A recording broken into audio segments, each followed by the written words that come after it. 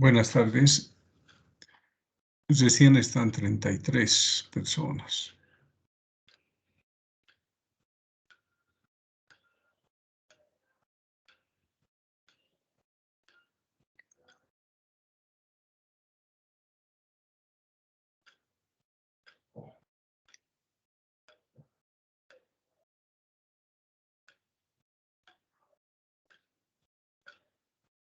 Queremos que ingresen más.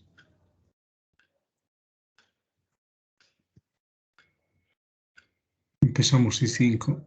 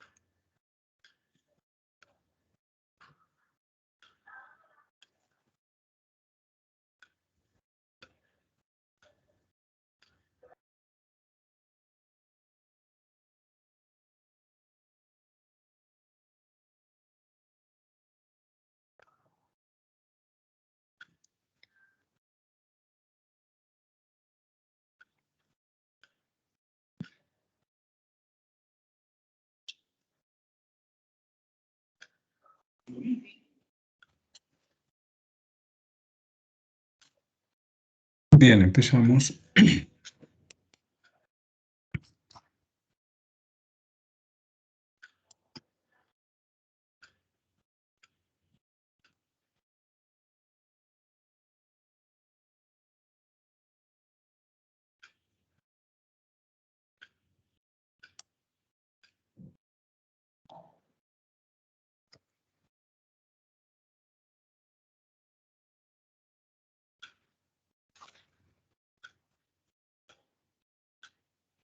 Bien, empezamos. Ahora vamos a hablar del movimiento compuesto, ¿ya? En el movimiento compuesto está considerando el movimiento parabólico. Entonces, como indica acá, dice, en el universo se comprueba continuamente que el movimiento de un objeto observado desde un sistema de referencia dado resulta de superponer o combinar varios movimientos vistos desde otros sistemas de referencia. Entonces, cualquier movimiento siempre resulta de combinar otros movimientos, ¿ya? Quiere decir que el movimiento es relativo, ¿no? Depende del sistema de referencia que se tome en cuenta. En consecuencia, dice, estos movimientos relativos pasan a ser componentes del movimiento. Entonces, en física, esta combinación o composición de movimientos le llamamos movimiento compuesto, ¿no? Ahora, además, en cada uno de esos movimientos hay independencia, ¿no? Entonces, a continuación, vemos la independencia del movimiento. Este principio fue establecido por Galileo, que establecía que los movimientos componentes de un movimiento compuesto se desarrollan uno independientemente del otro. Es decir, que el desarrollo de un movimiento no se ve alterado por la aparición de otro en forma simultánea. Pues los movimientos pueden estar cumpliéndose independientemente el uno del otro, ¿no? Uno no afecta al otro, ¿no? Se pueden hacer los cálculos en cada uno de ellos independientemente, pero también se podría combinar, ¿no? Entonces, esa es la ventaja de hablar de movimiento compuesto y la independencia del movimiento. Es como con los vectores, ¿no? Ustedes saben que un vector siempre resulta de sumar dos o más vectores, ¿no? Entonces, un movimiento es lo mismo, ¿no? Resulta de combinar dos o más movimientos. En particular, vamos a ver nosotros el movimiento parabólico, pero para ingresar al movimiento parabólico, previamente vemos algunos ejemplos, ¿no?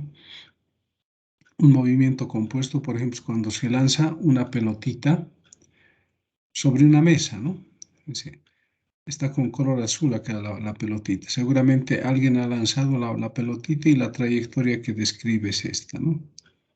Es una parábola.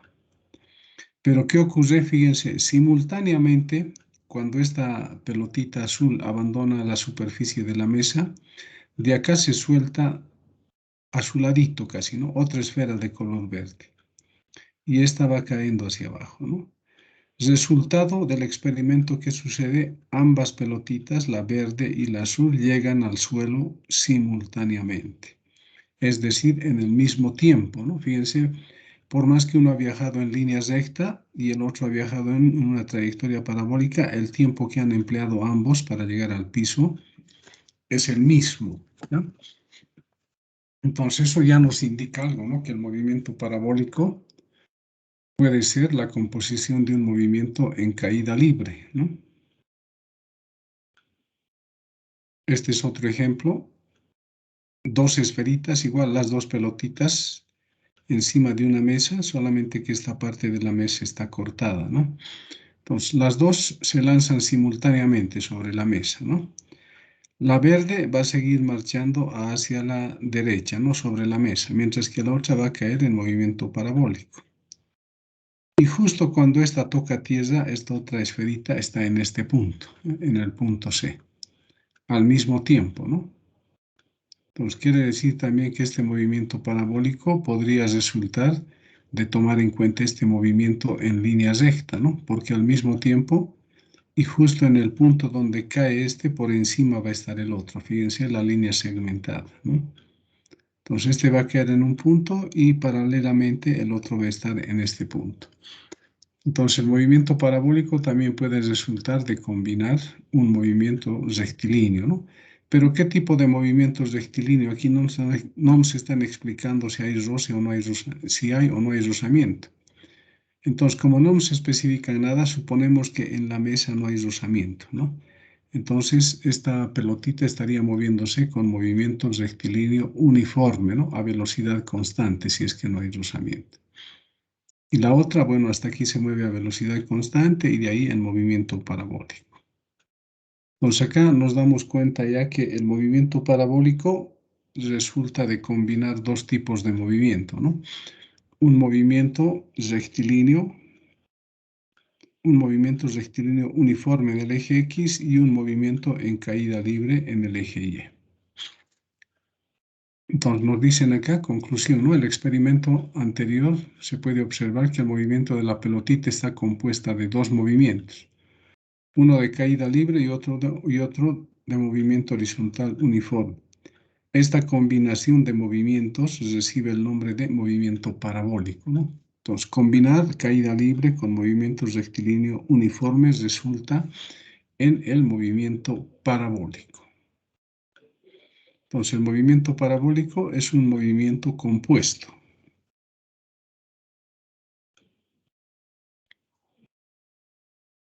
Bien, entonces ahora aquí vemos cómo se descompone el movimiento parabólico.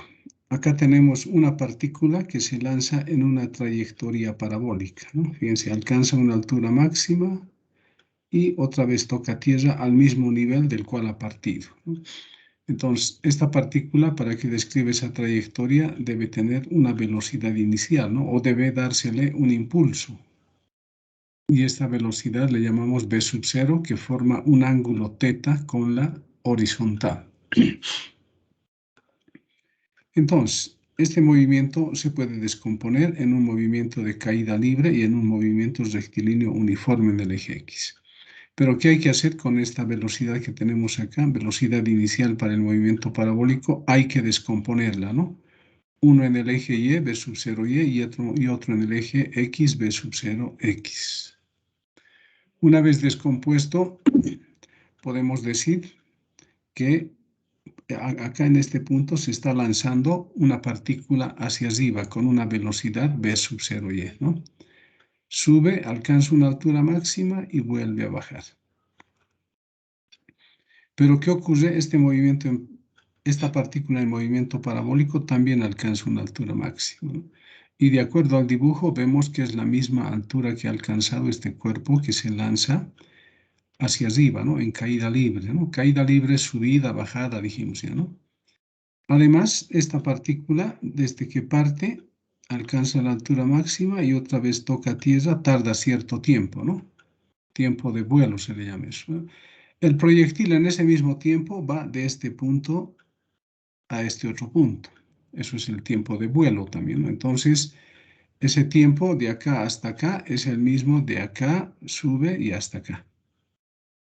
Pero a la vez, en el eje X se ha descompuesto esta velocidad va a ser constante. Entonces, el eje X es como si tuviésemos una partícula que se mueve a velocidad constante, ¿no? Y en cierto tiempo llega a este punto. Entonces, en ese tiempo en que esta partícula va de este punto a este punto, en ese mismo tiempo, esta partícula en movimiento parabólico ha partido de acá y ha llegado hasta acá, ¿no? Entonces, nuevamente decimos, ¿no? El tiempo que tarda el proyectil en ir de este punto a este punto es el mismo que tarda esta partícula en ir de este punto a este punto, o esta partícula tarda ese mismo tiempo en subir y bajar al mismo punto. Entonces, este movimiento parabólico se puede trabajar de esa manera, ¿no? En un eje Y y en un eje X, considerando en el eje Y caída libre y en el eje X movimiento rectilíneo uniforme.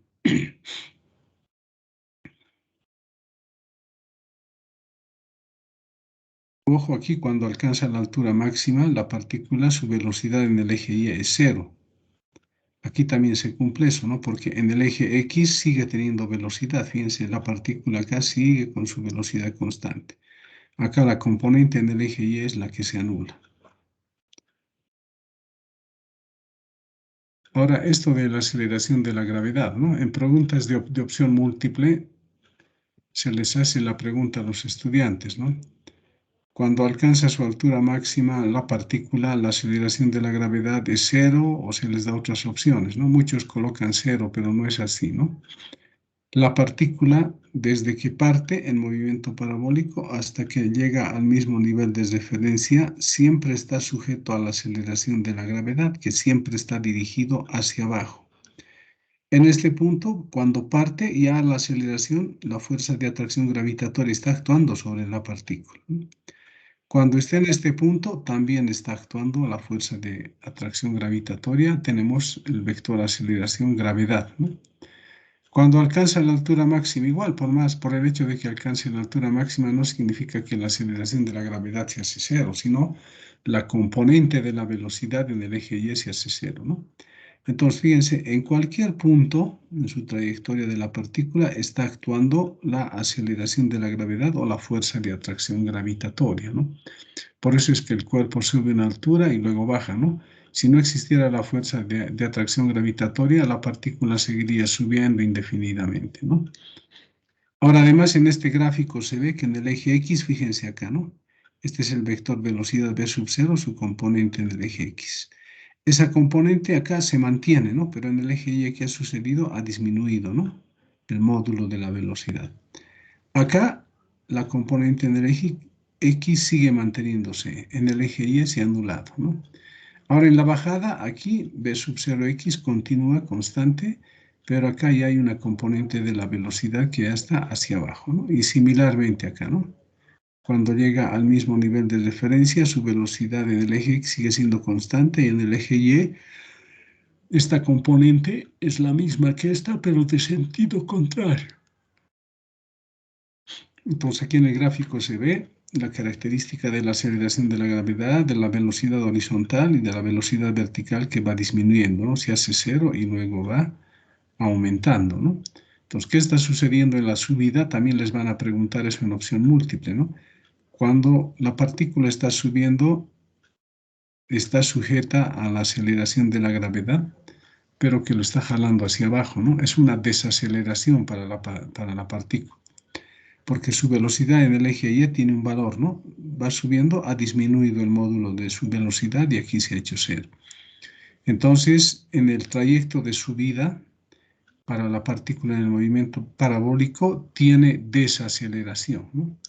Mientras que en la bajada, en el eje Y, va aumentando el módulo de la velocidad, no importa que esté hacia abajo, pero va aumentando, entonces se va acelerando en la bajada. Además, fíjense, en el punto inicial, aquí hay una velocidad inicial v sub 0, ¿no? Acá va a haber esta velocidad que va a ser la de llegada, que resulta de sumar esta componente x y la componente y. Esta en módulo va a ser igual a esta, ¿no? Simplemente va a tener este sentido, ¿no? En cambio aquí tiene ese sentido con un ángulo θ. Esta velocidad acá con la horizontal va a formar también el mismo ángulo θ.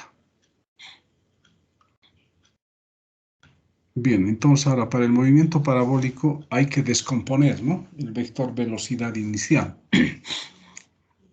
Entonces aquí está el vector velocidad inicial, su componente en el eje X, B sub 0y, su componente en el eje Y, B sub 0y, perdón, aquí es B sub 0x, ¿no? Y el ángulo θ de disparo, ¿no? El ángulo de disparo se dice a ese ángulo que forma con horizontal. Pero ahora nosotros trabajamos con este triángulo nomás, ya no con los vectores, con el triángulo. Entonces, trabajando con los vectores, podemos aplicar seno de θ, cateto opuesto, B sub 0y, entre hipotenusa B sub 0, ¿no? De ahí se despeja B sub 0y, va a dar B sub 0 por el seno de θ. Para la otra componente, hallamos el coseno, ¿no? Y esa velocidad en el eje X componente nos va a dar B sub 0 por el coseno de θ. A veces el ángulo nos pueden dar con respecto de la vertical, ¿no? Acá puede ser con respecto de la vertical. Si nos dan ese ángulo, acá simplemente cambia, ¿no? Acá va a ser coseno y acá va a ser seno, ¿no? Depende con qué eje está formando el ángulo el vector velocidad inicial. Las ecuaciones que se van a utilizar para el movimiento parabólico. En el eje X utilizamos esta ecuación, ¿no? Esto es B sub 0x por si acaso, ¿no? Entonces, X igual a B sub 0x por T es movimiento rectilíneo uniforme. Mientras que en el eje Y valen estas cuatro ecuaciones, ¿no? Esta es la parabólica, aquí tenemos B sub 0y, ¿no?, que es B sub 0 seno de θ. Acá tenemos B sub y, velocidad final, acá también. Entonces son las cuatro ecuaciones que podemos utilizar, ¿no?, en el movimiento parabólico, pero dependiendo, esto vale cuando es ascenso y bajada, ¿no? O sea, parte de un nivel y llega al mismo nivel, vale para este tipo de movimiento, ¿no? Porque es diferente cuando parte de acá simplemente, ¿no? Es otra ecuación la que vamos a tomar en cuenta y ya no son estas ecuaciones, ¿no? Bien, sigamos. Esas son las ecuaciones en los dos ejes. La altura máxima que va a alcanzar el proyectil está dado de esta manera, ¿no? Ojo, acá también esto se puede anotar, a veces es útil. Acá arriba tenemos B sub 0 por el seno, eso sería la componente de la velocidad en el eje Y, ¿no? Un momentito, acá vamos a hacer igual. Herramientas, utilizamos fracción. Y esto sería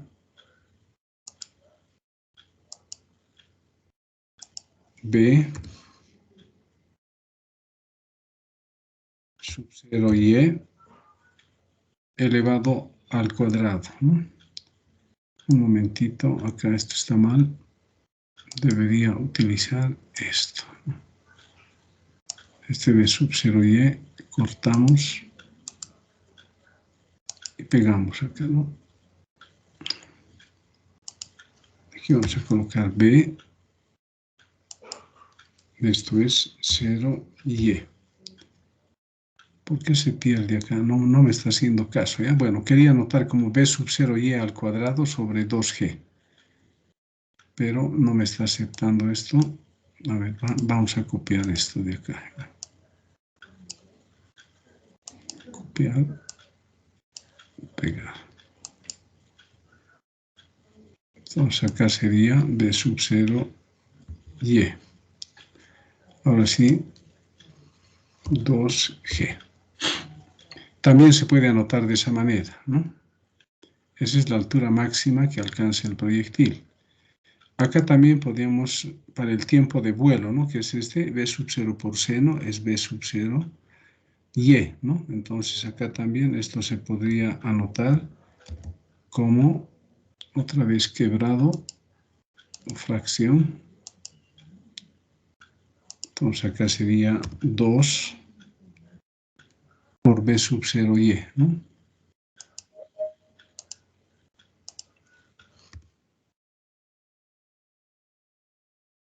Sobre g. También es válido eso, ¿no? Y acá también se podría hacer eso, ¿ya? Entonces, acá a veces es donde tienen problemas. Fíjense que hay un b sub 0 con seno, sería b sub 0 y. Hay b sub 0 con coseno, sería b sub 0 x, ¿no? Entonces, esto también se podría anotar de esta manera, ¿no? Acá sería 2 por, copiamos esto, inicio, copiar y pegar, ¿no? Y volvemos a pegar, pero sería por b sub 0 x. Y abajo se mantiene g. También la ecuación del alcance se puede anotar de esa manera, ¿no? Bien, sigamos. La ecuación de la trayectoria, para este caso, ¿no? Que parte de un nivel, llega al mismo nivel, la ecuación es esta, ¿no? De la trayectoria. ¿Qué hay que hacer para esto? De acá hay que despejar t y reemplazar acá, ¿no? Y llegamos a esta ecuación, que es la ecuación de la trayectoria, ¿no? Bien, entonces acá está considerando la ecuación cartesiana de la trayectoria. Esto es una parábola, ¿ya? Entonces acá también, como hay b sub 0 coseno, podría anotarse como b sub 0 x al cuadrado, ¿no? Fíjense ahora el alcance máximo. Ustedes han visto en esta ecuación el alcance de qué depende del ángulo θ, ¿no? Por si acaso esto también se puede anotar de esta manera, ¿ya? Aquí hace falta anotar. Como acá hay 2 por seno de θ coseno de θ, eso también se puede anotar del siguiente modo.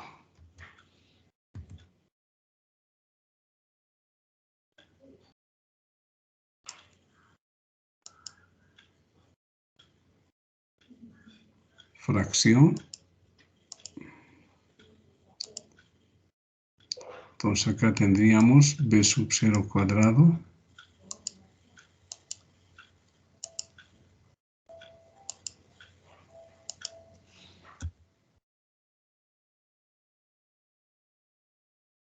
pero 2 por el seno coseno, ¿a qué es igual? Es igual al seno de 2θ, ¿no? ¿No? De 2θ.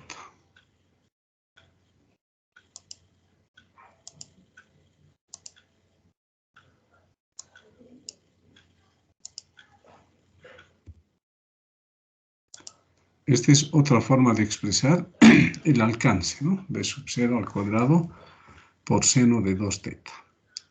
Esto nos sirve para hallar el alcance máximo, ¿no? ¿Cuándo este alcance va a ser máximo? Cuando el seno de 2θ valga 1, ¿no? Es decir, 2θ tendría que valer 90 grados. Si de ahí despejamos θ, eso va a dar 45, ¿no? Entonces el alcance máximo de un proyectil o de una partícula en movimiento parabólico se da cuando el ángulo es 45 grados. Entonces acá tenemos una figura, ¿no? Un proyectil que siempre se dispara con la misma velocidad inicial, ¿ya? Ojo, cuando ustedes tienen un cañón o un revólver, varía en cualquier ángulo y el proyectil va a salir siempre con la misma velocidad, por más que apunten hacia abajo, ¿no? Entonces acá trabajamos con ángulos de 0 a 90, ¿no? Para ángulos pequeños, fíjense el alcance, ¿no? Hasta acá. Vamos aumentando el ángulo, el alcance es mayor, ¿no? Seguimos aumentando, mayor, y llega un momento en que ya no va a haber más alcance, ¿no? Este es el máximo. ¿Cuándo se da este alcance máximo, Rmax? Cuando el ángulo θ vale 45 grados, ¿ya? Entonces, en ese caso, el alcance máximo va a ser b sub 0 al cuadrado sobre g simplemente, ¿no? Pero además, si se fijan en el gráfico, este alcance que tenemos para un ángulo pequeño también se puede lograr con otro ángulo, ¿no? Fíjense, grande. O en este otro punto, ¿no? Se logra un alcance, pero también con otro ángulo mayor se puede lograr el mismo alcance. Entonces, para batir un blanco, excepto el máximo, ¿no? Para batir un blanco siempre hay dos ángulos. Y esos dos ángulos siempre deben sumarse y debe dar igual a 90 grados, ¿no? Aquí está, ¿no? Fíjense. la misma velocidad inicial, pero diferentes ángulos, ¿no? Un ángulo teta y un ángulo phi. Se disparan, logran el mismo alcance R. En ese caso se cumple que teta más phi es 90 grados, ¿no? Bien. Eso sería con respecto al movimiento parabólico. Luego vamos a hacer problemas y vamos a introducir también el radio de curvatura para los problemas de movimiento parabólico. Hemos introducido el radio de curvatura para movimiento en 2 dimensiones, ¿no? Pero movimientos que no eran parabólicos, ¿no? O tal vez en algún caso era una parábola, pero no dijimos exactamente que es un movimiento parabólico donde se dispara con una velocidad inicial, ¿no? Eran otros tipos de parábolas, ¿no? Bien, entonces el movimiento circular. Un movimiento es circular cuando la partícula describe una trayectoria circular y esa trayectoria tiene un radio, ¿no? Y tiene un eje de giro o tiene un centro. Entonces, en este caso, en el movimiento parabólico, en el movimiento circular, a las partículas ya no las vamos a ubicar con coordenadas X o Y, sino que vamos a utilizar ángulos, ¿no?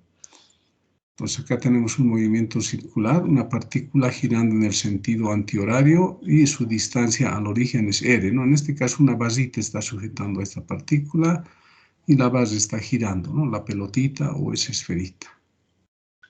Entonces, la posición angular, ¿cómo la vamos a dar? Con el ángulo teta basido por esa pelotita o por esa partícula en su trayectoria al transcurrir el tiempo, ¿no? Pero en realidad, ¿quién base ese ángulo? Base el radio que tenemos acá, ¿no? Entonces, en este caso, la basita que está pegada a la pelotita es la que va a describir el ángulo. Entonces, a veces se dice que el radio vector es el que describe el ángulo, ¿no? El ángulo teta. Entonces, no hay que equivocarse. Podemos decir la partícula también describe un ángulo teta o el radio vector describe un ángulo teta. Da lo mismo, ¿no? Está explicado, está aclarado. Además, ese ángulo, esa posición depende del tiempo, ¿no? Al transcurrir el tiempo, esa posición va cambiando. Acá tenemos, ¿no? Sí, supongamos que esta partícula parte de este punto, ¿no? Va avanzando y cuando está en este punto, el radio ha basido un ángulo teta, ¿no? Entonces, y ese ángulo teta depende del tiempo. Entonces, teta nos da la posición angular de la partícula. ¿En qué se mide la posición angular? En radianes, en grados, en vueltas y en revoluciones, ¿no? Las equivalencias, 2 pi radianes equivalen a 360 grados, eso equivale a una revolución o equivale a una vuelta también, ¿no? Entonces, a veces en algunos libros la revolución dice que es diferente de la vuelta, ¿no? Tiene su diferencia, ¿no? Pero en general, para los cuerpos que tratamos, va a ser igual para nosotros. Una revolución va a equivaler a una vuelta. Ahora, cuando la partícula se desplaza desde un punto P a un punto Q en determinado tiempo, no solamente el radio ha basido un ángulo, sino también la partícula ha descrito un arco, ¿no? A lo largo de la trayectoria circular. Entonces, ese arco, ese radio y el ángulo están relacionados, ¿no? Si recordamos trigonometría, la relación entre el arco, r y teta es esta, ¿no? Pero esto se cumple siempre y cuando teta esté en radianes, ¿ya? Entonces, fíjense, cuando va de un punto P a un punto Q, acá tenemos, ¿no? Esta partícula ha descrito un arco acá, ¿no? Que le llamamos S. Y ese arco S es igual al producto de R por teta, siempre y cuando teta esté en radianes. Si está en grados, en vueltas, en revoluciones, ya no es válida esta fórmula. Solamente cuando teta está en radianes. Ahora acá tenemos el ejemplo del minutero, ¿ya? ¿Cómo obtener una ley? Rápidamente esto, ¿ya? Fíjense el minutero. ¿En qué tiempo da una vuelta el minutero? En 60 minutos, ¿no? O una hora. Y además recorre o base un ángulo de 30 grados en 5 minutos, ¿no? Otro ángulo de 30 en otros 5 minutos y así sucesivamente, ¿no? Entonces, en este caso es un movimiento circular uniforme. Entonces, se pueden tomar datos, fíjense, en 0 minutos vas de un ángulo de 0 grados, en 10 minutos vas de un ángulo de 60, en 20 minutos 120 y así sucesivamente, ¿no? Aquí es cada 10 días, podría ser cada 5, 5 también, ¿no? Este sería el gráfico teta versus t. Tenemos una línea recta, ¿no? Entonces, la ecuación de esa línea recta representa el movimiento del minutero. ¿Cómo obtenemos la ecuación de esa línea recta? Utilizamos geometría analítica, ¿no? En geometría analítica la ecuación de una recta es esta. Entonces, para nosotros, ¿qué representa A? Es la distancia desde el origen hasta donde la recta corta el eje vertical. Pero esta recta, ¿dónde está cortando el eje vertical? En este punto, ¿no? Es 0. Entonces, en la ecuación de la recta, A va a valer 0, ¿no? Y M, ¿qué sería? M sería la pendiente, ¿no? Que va a ser igual a la tangente de phi. Entonces, acá tenemos el ángulo phi, tomamos acá este triángulo que se observa acá, ¿no? En un triángulo, además, ustedes ya tienen que considerar que los lados no siempre van a estar en unidades de longitud. Pueden estar con cualquier tipo de unidad, ¿ya? Por ejemplo, este cateto opuesto está en grados, ¿no? No está en unidades de longitud. Y este otro lado está en minutos, ¿no? Fíjense, 0, 25 minutos. Acá sería 150 grados. Entonces, tangente de phi va a ser 150 grados dividido entre 25 minutos, ¿no? Eso está acá. Y eso nos da como resultado 6 grados por minuto. Si trabajamos con otro triángulo, siempre vamos a obtener el mismo resultado, ¿ya? Entonces, quiere decir que esa pendiente va a ser constante considerando cualquier triángulo. ¿Pero qué significa eso? Que esa pendiente es nada más que la velocidad angular, ¿no? Entonces, en este tipo de movimiento circular uniforme, la velocidad angular es constante. Entonces, si reemplazamos esta pendiente y este A que hemos encontrado en esta ecuación, nos queda esto, ¿no? Teta igual a omega por t. Entonces, teta va a ser 6 grados por minuto por t. Es la ecuación del minutero. El gráfico omega versus t. Esto no es periodo, ya es tiempo, por si acaso, aunque no esté equivocado. Entonces, la velocidad angular es constante, este es su gráfico, ¿no? Al transcurrir el tiempo en minutos, acá buscamos 6 grados, ¿no? 6 grados por minuto. Entonces, en el movimiento circular uniforme son válidas estas fórmulas. La variable t en la ecuación de movimiento es t elevado a la 1, quiere decir que es una ecuación lineal, y eso a la vez implica que pueden utilizar regla de 3 simple, ¿no? Cuando la ecuación es lineal. Tenemos los gráficos teta versus t, omega versus t, alfa versus t, ¿no? Alfa, que es la aceleración angular, ¿no? En nuestro caso, vamos a decir, como la velocidad es constante, la aceleración angular va a ser 0, ¿no? Si la aceleración angular no es 0, significa que hay cambio en la velocidad angular. En este tipo de movimiento hay características, ¿no? Cuando el movimiento es circular uniforme, se tiene un periodo. ¿Cómo se define el periodo? Como el tiempo que tarda un cuerpo en dar una vuelta o una revolución. A ese tiempo se le llama periodo. Y tenemos la frecuencia que se define como el número de vueltas en la unidad de tiempo, ¿no? Número de vueltas en unidad de tiempo. Pero algo especial tenemos cuando el tiempo está en segundos, ¿no? Entonces, cuando el tiempo está en segundos, la unidad de esta frecuencia, que tendría que ser vueltas por segundo, ya va a ser 1 sobre segundo, y a eso se le va a llamar hertz. Entonces, a partir de eso también la frecuencia va a ser igual a 1 sobre el periodo. La frecuencia se obtiene como el inverso del periodo. Entonces, en el movimiento circular, esta es la ecuación que vale, ¿no?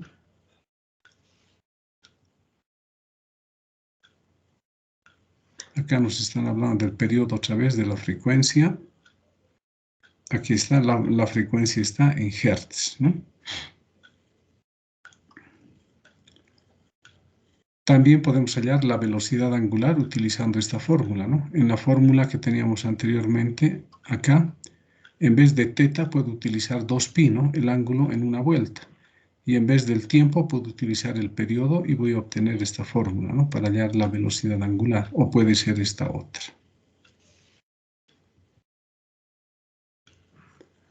Y la aceleración centrípeta. En el movimiento circular uniforme, la velocidad angular es constante, ¿no? Pero fíjense, ¿no?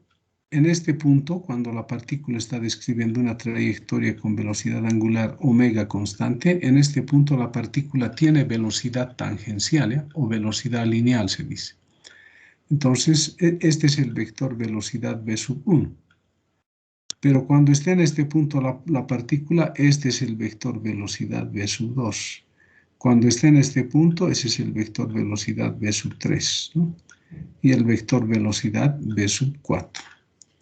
Entonces, ¿qué está ocurriendo además? Que como la velocidad angular es constante y hay una relación entre la velocidad tangencial y angular, eso significa que el módulo de estos vectores velocidad son constantes, ¿no? Está anotado acá v sub 1 igual a v sub 2 igual a v sub 3 igual a v sub 4, b le podemos llamar en general, ¿no?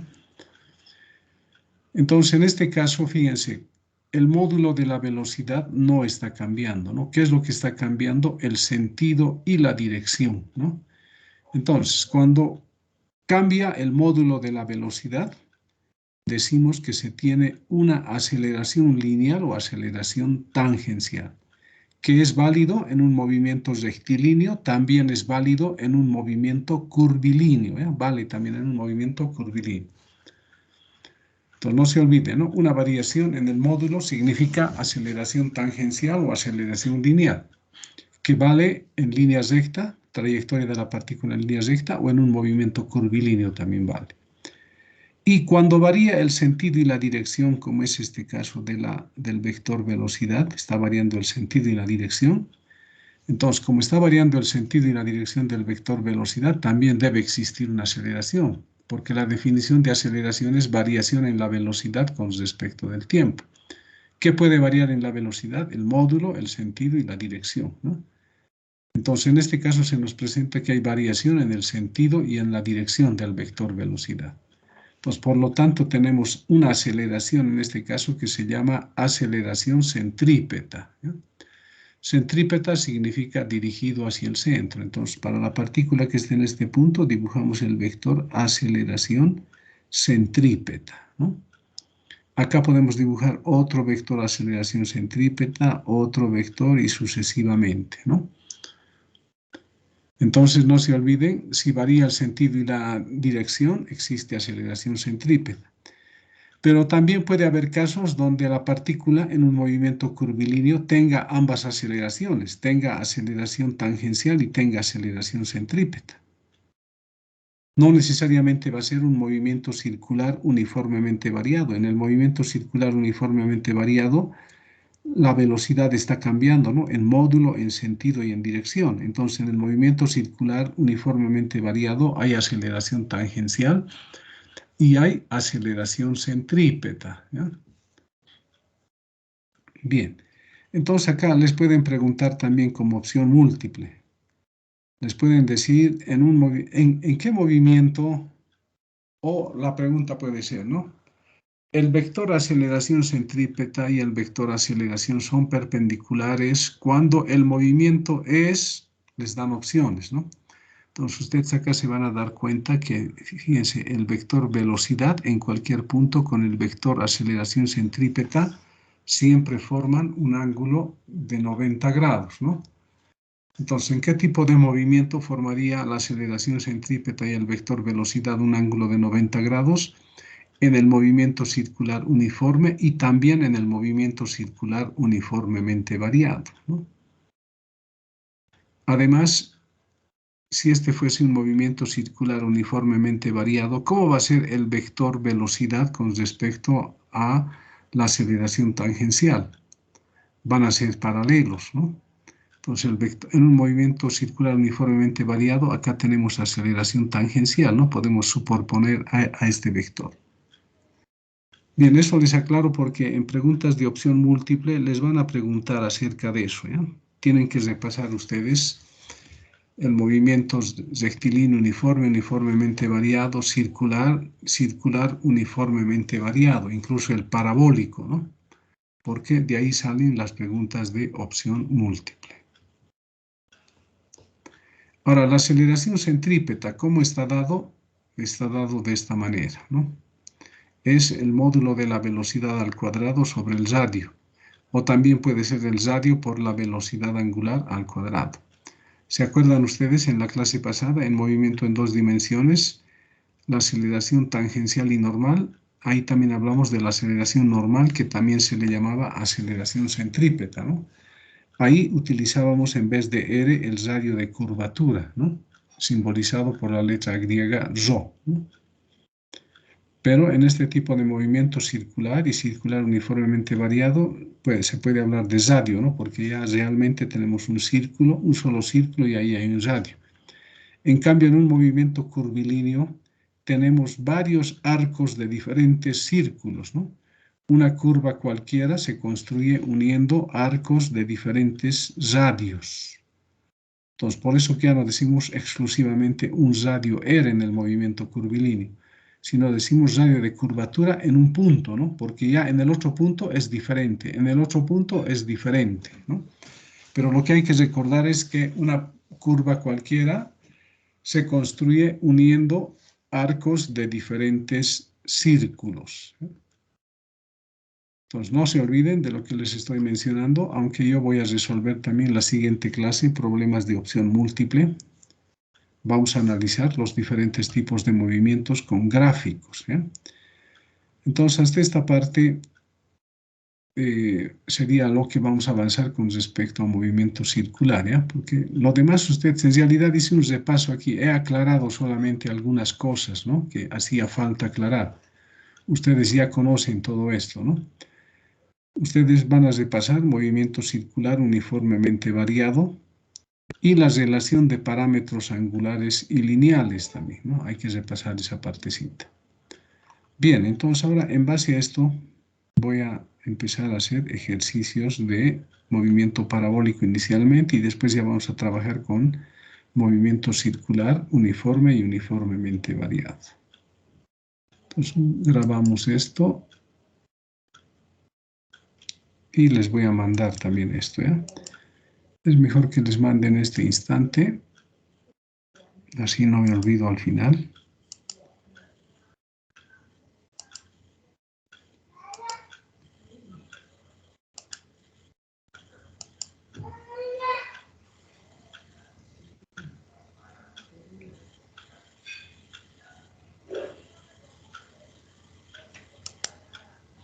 Ya les mandé.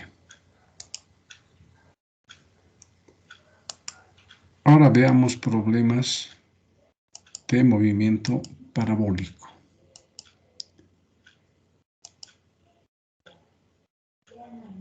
Como les dije, ustedes ya conocen bastante de esto, ¿no? De movimiento parabólico, de todo lo que hablé anteriormente, ¿no? Solo he aclarado algunas cosas. Ahora, ¿cuál va a ser la diferencia con lo que ustedes han aprendido en el movimiento parabólico? Es que acá les van a pedir el radio de curvatura. Entonces, acá con estos ejemplos vamos a aclarar.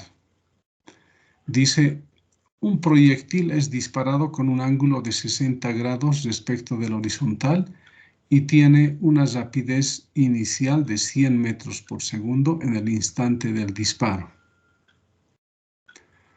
En base a eso nos dicen determinar el radio de curvatura en, inciso A, el instante del disparo, coma, inciso B, en el punto más alto de su trayectoria, y C, en la mitad de su altura máxima en bajada.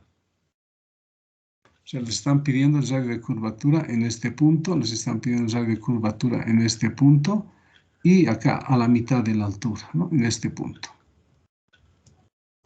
Bien, pero ahora, ¿qué es importante recordar, ¿no? Que les dije, una curva cualquiera siempre resulta de unir arcos, pero muy pequeñitos, ¿no? De diferentes círculos.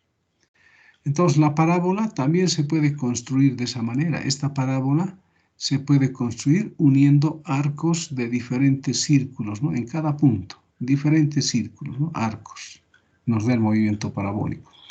Por lo tanto, se puede hallar el radio de curvatura en cualquier punto de la trayectoria parabólica de la partícula, ya sea al inicio, en la máxima altura, al final, en la mitad de su altura, en cualquier lugar, ya que en cualquier punto hay el arco de un círculo que está componiendo esta trayectoria parabólica. ¿Ya? Entonces no se olviden, ¿no? Cuidado, piensen y digan, pero ¿cómo? No, si no hay un radio, no. Ya tienen que recordar que cualquier curva, la parabólica incluso, la elíptica, se fabrican o se construyen al unir varios arcos de diferentes círculos.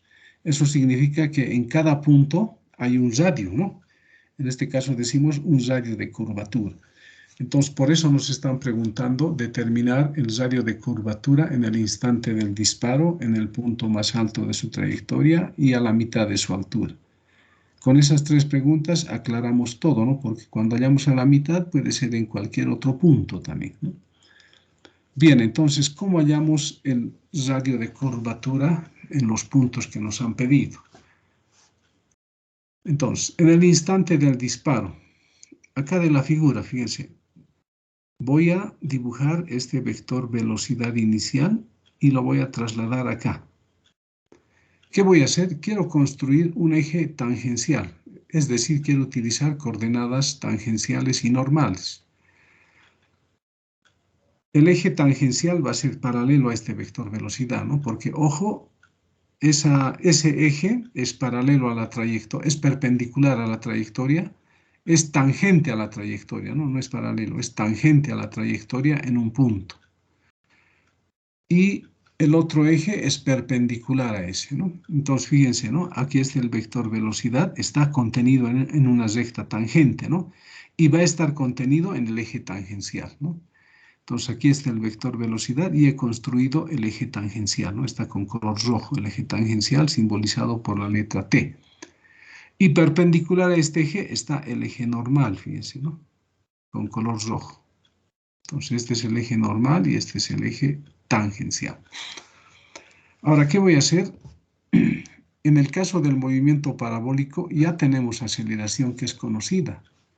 Aquí en el movimiento parabólico en ningún caso les van a preguntar hallar la aceleración de la partícula, porque ya sabemos cuánto vale, 9,8 metros por segundo al cuadrado y siempre está dirigido hacia abajo, ¿no?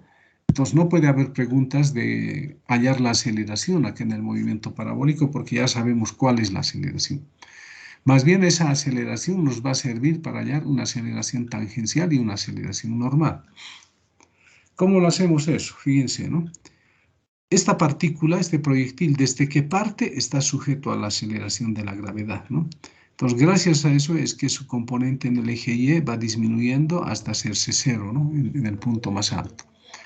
Entonces, acá, en este sistema de ejes que he construido, a partir del origen también dibujo el vector aceleración, fíjense, está con color azul, pero aceleración de la gravedad, G, ¿no? Hacia abajo.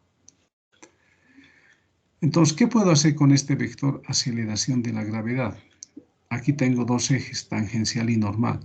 En esos dos ejes yo puedo descomponer este vector aceleración de la gravedad, ¿no? Entonces acá tendría una componente en el eje normal, le estoy llamando A sub n, y tendría otra componente en el eje tangencial.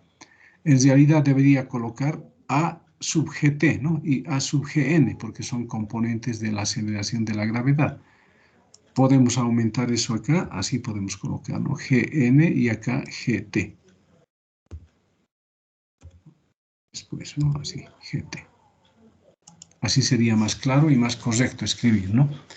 Esas son componentes tangencial y normal de la aceleración de la gravedad.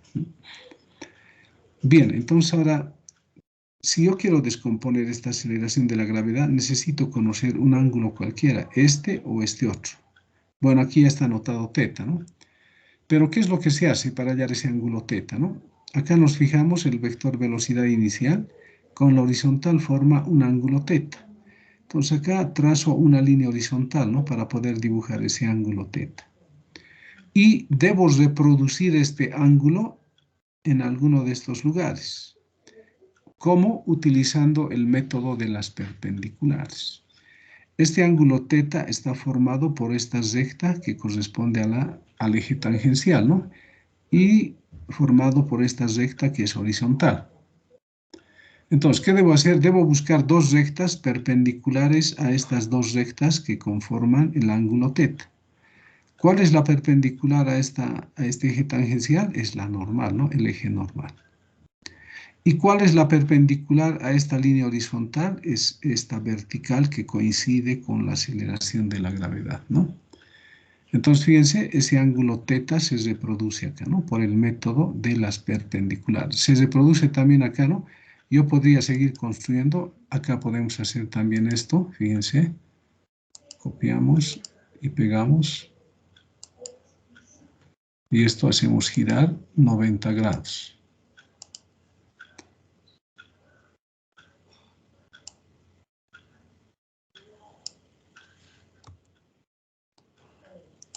Fíjense, ¿no? A ver. Se me ha perdido. Ahí está. ¿Por qué se bajó abajo? Ahora sí, pero algo está pasando, ¿no? Ya. Pero ahí aparece una línea. Este ángulo teta, fíjense, he hallado dos perpendiculares. Una es esta y otra es esta, ¿no? ¿Dónde se reproduce el ángulo? Se reproduce acá y se reproduce en esta parte también, ¿no? Pero en esta parte no me interesa, no quiero descomponer nada, me interesa acá. Bien, entonces lo importante es hallar este ángulo, ¿no? Y a partir del ángulo que ya teníamos ahí, que era el ángulo de disparo. Entonces, podemos decir que en el movimiento parabólico nuestro proyectil también tiene dos aceleraciones. Tiene una aceleración normal y tiene una aceleración tangencial. Y si tiene una aceleración normal en el punto de disparo, quiere decir que en ese punto también hay un radio, porque la aceleración normal o aceleración centrípeta está relacionado con un radio, ¿verdad? Entonces, en base a eso, nosotros vamos a hallar el radio de curvatura que nos han pedido. Entonces, de esta figura, ¿no? Vamos a hallar el coseno de teta. Coseno de teta va a ser cateto adyacente a sub gn sobre hipotenusa, que es g. Ojo, fíjense, cuidado, se confunda. Este es un triángulo rectángulo. G es la hipotenusa, ¿no? En módulo.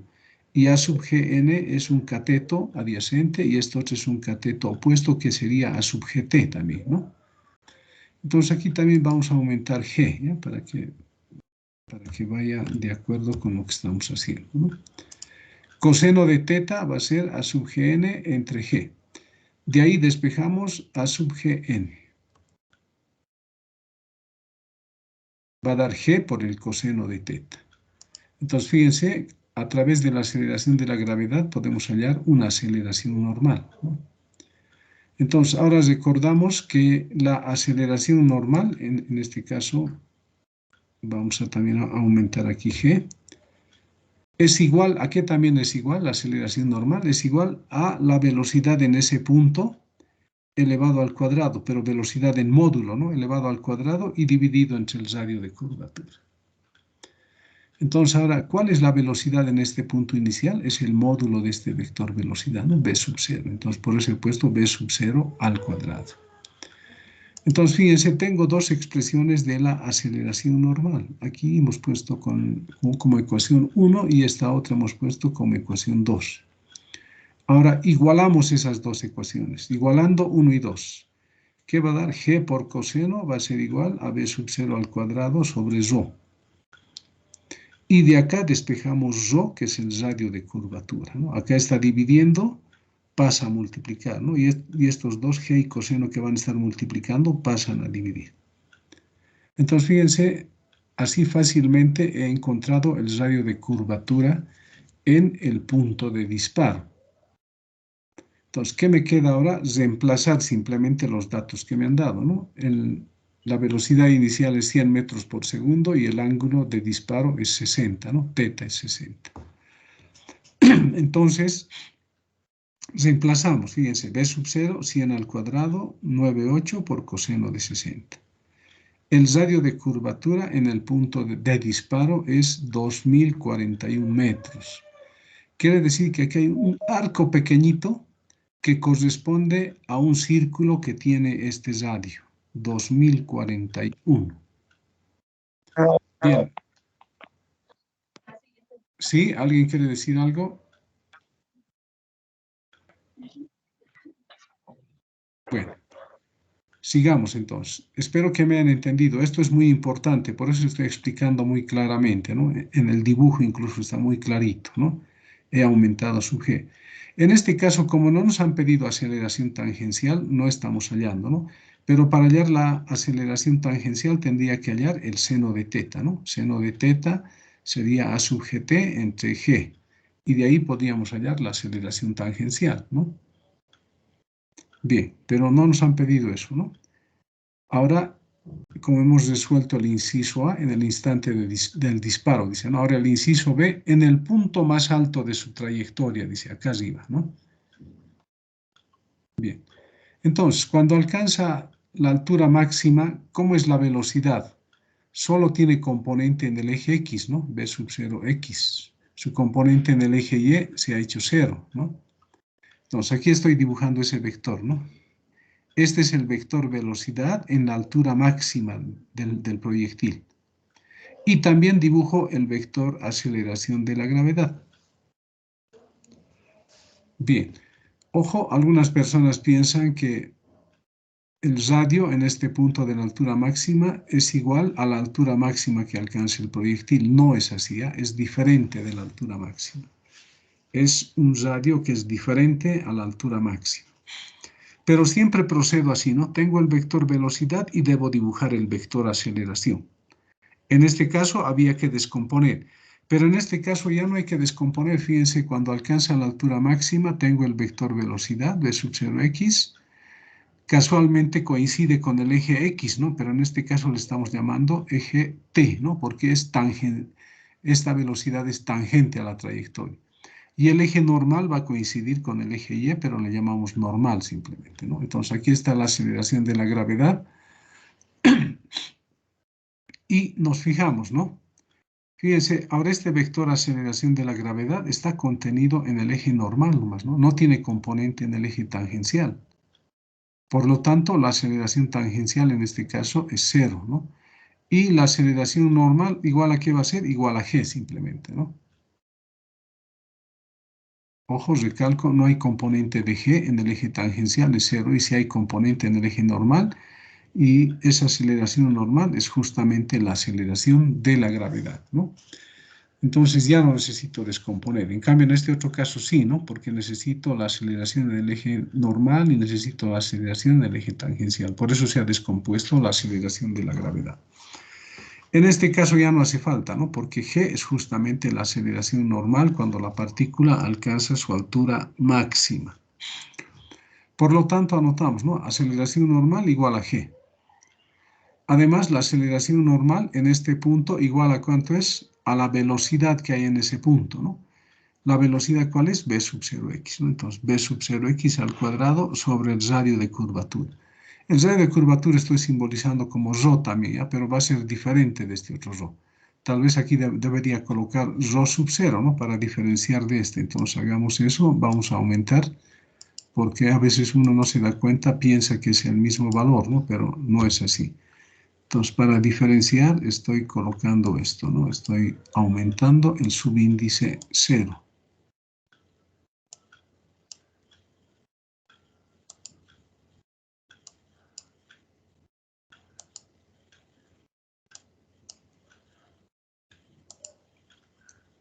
Bien. Y en este otro caso, al radio de curvatura, cuando alcanza la altura máxima, le llamaré ρ sub m, ¿no? Que va a significar m de máximo, ¿no? Entonces, en vez de 0, le colocamos m, ¿no? Listo.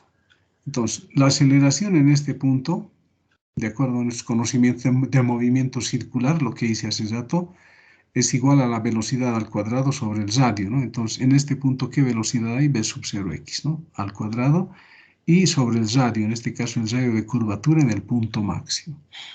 Entonces, igualamos 3 y 4 también, ¿no? Entonces, g va a ser igual a b sub 0 al cuadrado sobre ρ. Entonces, aquí también cambiamos este ρ, copiamos y pegamos acá. Y de acá despejamos, ¿no? Pero previamente vamos a reemplazar b sub 0 x, ¿no?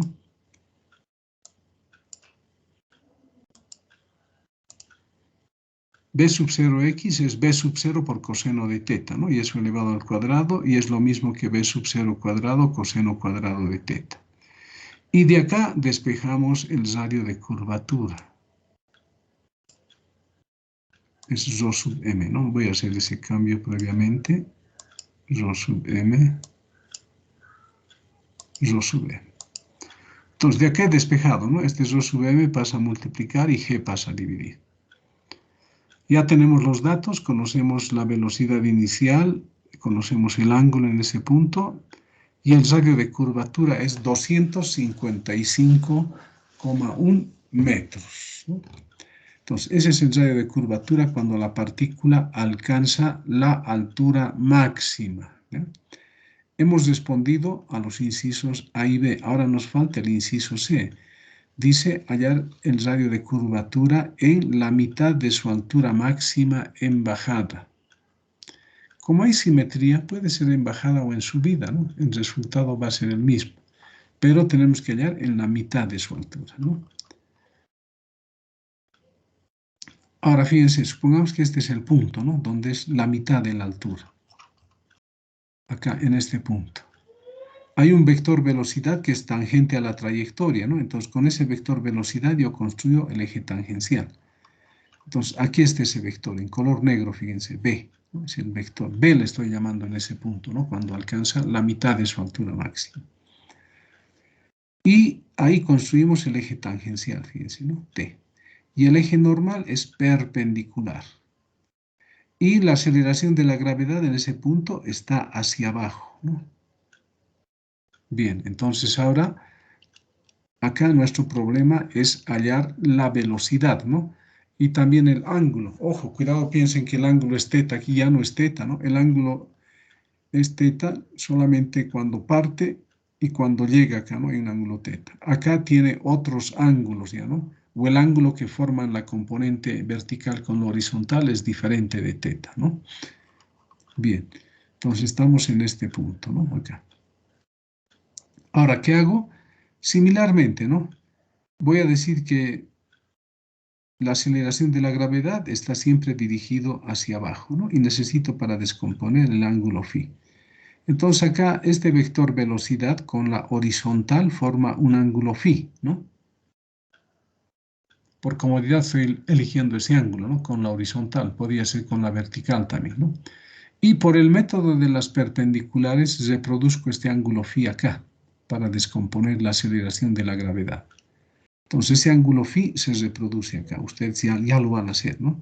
La perpendicular a esta línea roja es esta que contiene a G y la perpendicular a esta tangencial es la normal, ¿no? Y el ángulo se reproduce ahí.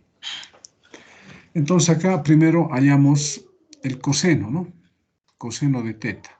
Fíjense, en el primero, cuando era en subida, la aceleración normal estaba aquí, ¿no? Y la tangencial estaba acá. Entonces depende del dibujo, ¿no?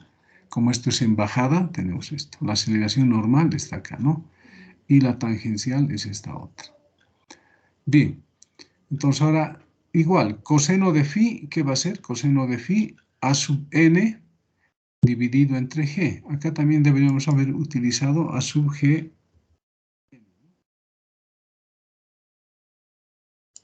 Listo, y acá también aumentamos en el subíndice g. Y acá también. Que son componentes de la aceleración de la gravedad, ¿no? Y de acá despejamos la aceleración normal. Va a ser g por el coseno de phi, ¿no? Ahora, la aceleración normal, sabemos, en este punto, ¿no? Va a ser la velocidad en módulo que tiene en ese punto. Esa velocidad le estamos llamando b, ¿no? Entonces, b al cuadrado sobre el radio de curvatura, ¿no? Bien, entonces el radio de curvatura lo voy a dejar así nomás, como rho en este caso. Ahora, igualamos, ¿no? 5 y 6. ¿Qué nos va a quedar? G coseno de phi, b al cuadrado sobre rho. De ahí despejamos rho, va a ser b al cuadrado sobre g coseno de phi. Le llamamos 7. Pero ahora no conocemos esa velocidad b, ni conocemos ese ángulo phi. Entonces tenemos que hallar eso, ¿no? Primero que hallamos la altura máxima, ¿no? Fíjense, la fórmula que tenía ese dato, ¿no? Una de las fórmulas. Tenemos todos los datos, la altura máxima es 382,6 metros, ¿no? Fíjense, pero antes de seguir, esa diferencia cuando está en su altura máxima es 255,1 su radio de curvatura, ¿no? Entonces es diferente de la altura máxima alcanzada, ¿no? Bien, entonces ahora volvemos a este punto, ¿no? Ahí está el vector velocidad b. Pero ahora dibujo las componentes de este vector, ¿no? En el eje X y en el eje Y. Y ahí está el ángulo φ. Entonces ahora quiero trabajar en el eje Y, ¿ya? En el eje Y voy a trabajar. Entonces, ¿cómo va a ser? En este punto hay una velocidad. A ver, un ratito acá. Acá está anotado directamente, ¿ya? B sub Y debería ser en este punto, ¿no? Acá. En este punto. Y la velocidad inicial la tenemos acá, ¿no? En el eje Y. B sub 0Y sería acá, ¿no? Y aquí está la velocidad final en el eje Y, ¿no? Aquí está en subida, no le hace, y aquí está en bajada, ¿no? Entonces, la fórmula que voy a utilizar es esta, ¿no? Velocidad final en el eje Y, acá, va a ser igual a velocidad inicial en el punto inicial, que es B sub 0 seno de teta, ¿no? Y menos 2G, ¿a qué altura se va a encontrar este punto? A la mitad de la altura máxima, entonces colocamos H medios, ¿no? Entonces acá 2 con 2 se anula y nos queda esta ecuación, ¿no? Fíjense que todo es dato, de aquí puedo hallar B sub Y. Entonces reemplazamos valores, todo es conocido, y B sub Y me da 61,2 metros por segundo. Y como yo quiero conocer esta velocidad en módulo B, ¿qué voy a hacer? Por Pitágoras sería, ¿no? B sub 0x al cuadrado más B sub Y al cuadrado, ¿no? Pero B sub 0x, ¿qué es? Es B sub 0 por coseno, ¿no? Fíjense, el módulo de B va a ser B sub 0 cuadrado coseno cuadrado de teta, más B sub Y al cuadrado. Esto ya conocemos, ¿no? B sub 0 y teta. Reemplazamos y el módulo de esta velocidad es 79 metros por segundo. En este punto el módulo de la velocidad es 79 metros por segundo, ¿no? 79. Pero también necesito el ángulo φ. Entonces, para eso, ¿qué aplico? Aquí tangente de φ, ¿no? Tangente de φ es cateto opuesto B sub Y entre cateto adyacente B sub X, ¿no? Entonces, B sub Y hemos visto era 61 y podemos calcular esta velocidad, ¿no? En el eje X, B sub 0 por coseno de teta. ¿Cuánto va a dar? ¿Cuánto era el ángulo? 60, ¿no? Coseno de 60 es 0,5, entonces va a ser 50 acá, ¿no? Entonces, de aquí despejamos el ángulo φ. Nos da 50,8. Entonces, ya hemos hallado el ángulo φ y hemos hallado el módulo de la velocidad cuando el proyectil está a la altura máxima o a la mitad de su altura máxima en bajada. Bien, como ya tenemos B y ya tenemos φ, ahora reemplazamos en la ecuación 7, ¿no? Nos faltaba eso, B y φ. Y el radio de curvatura es 1007,6 metros. Bien, espero que estos ejemplos les sirvan y aquí está clarito, ¿no? Está bien explicado, los gráficos están bien hechos.